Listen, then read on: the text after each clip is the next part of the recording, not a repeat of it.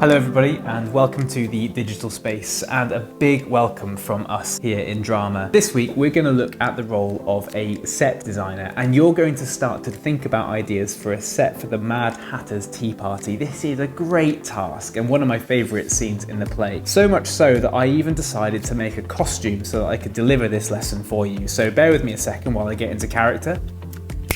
So this is my Mad Hatter's hat. Let's dive into the lesson so I can show you what you're going to do. The lesson objective is to explore practically the role of a set designer on the production of Alice and Wonderland. So the first thing you need to do is read the page at the end of these instructions about the process on set designing. That explains a little bit about how you might start to design a set. I'm making a kind of a shoebox type of design or a model box because we're going to start to get a little bit creative and crafty in this lesson. Now, task 2, you are going to design a set for the Mad Hatter's scene in the play. Alice and Wonderland set.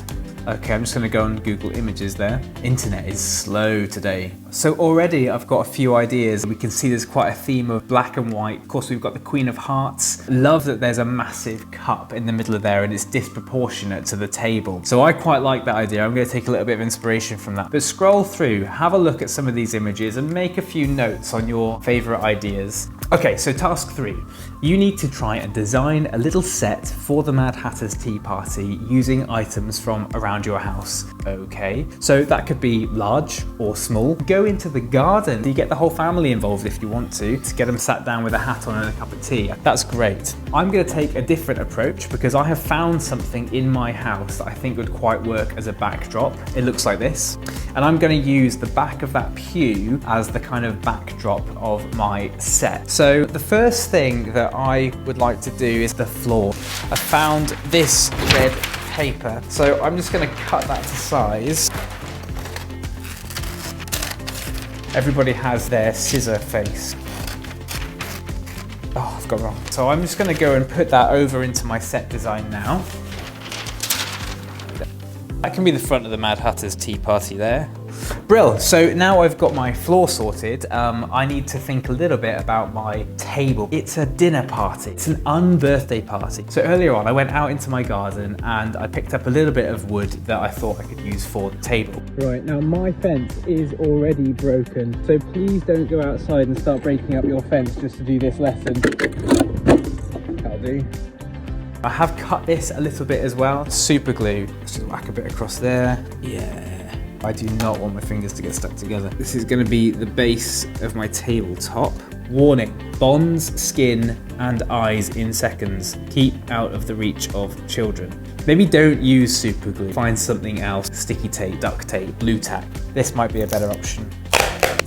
Onto the other end. So that is my table. Look at that. Put that in the set then. Oh, yes. Let's get a bit more of this. Right, so we're going to put that on the set. Lovely, there it is. The next thing I was really inspired by looking at the set was using playing cards. So here we go. That's given me an idea.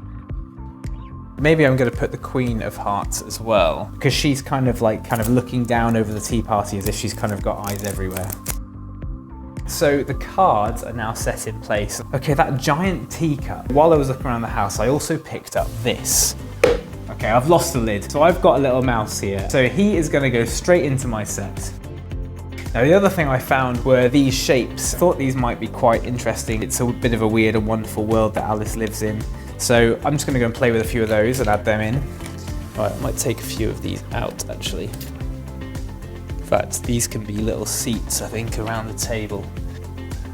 Okay, so that is seating done. So what's next? Well, you can't have a tea party without cake. So I have lots of these kind of things. Now this is quite big. Probably try and fit maybe one of these cake slices in the scene. Right, so I think I'll probably put it there. Oh, do you know what? Just had a different idea. I think what I'm going to do is use each cake slice as one of the seats. Let's get rid of these. Fantastic. And of course, you can't have a tea party without having cake, biscuits and all sorts, so I'm just going to add a few of these to the table. Right, fabulous. So we can get rid of all these, and really the last thing now we need to be thinking about, we can't have a party without people. How are we gonna do the Mad Hatter? Alice, got the mouse in there already. I haven't done this yet. I'm gonna do some drawing. Paper here. I'm not an artist. I'm just gonna label these as well actually so it's clear. Now the Mad Hatter needs to have some kind of color. We'll go with green. Bit of orange as well, shall we? He's crazy. I'm just gonna cut these out now.